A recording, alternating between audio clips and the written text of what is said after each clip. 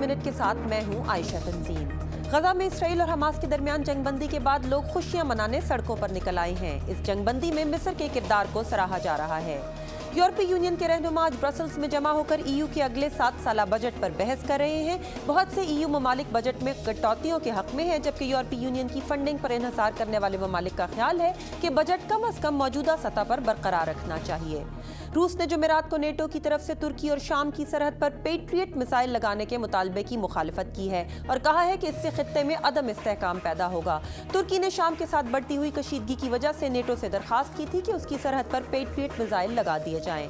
اور امریکہ میں آج کروڑوں افراد روایتی تھینکس گیونگ ڈے منا رہے ہیں۔ لوگ یہ دن عموماً اپنے خاندان کے ساتھ گزارنا پسند کرتے ہیں اور ٹرکی اس دن کی خصوصی ڈش ہے۔ آپ دیکھ رہے تھے VOA نیوز منٹ۔ مزید خبروں کے لیے ہماری ویب سائٹ urduvoa.com پر آئیں۔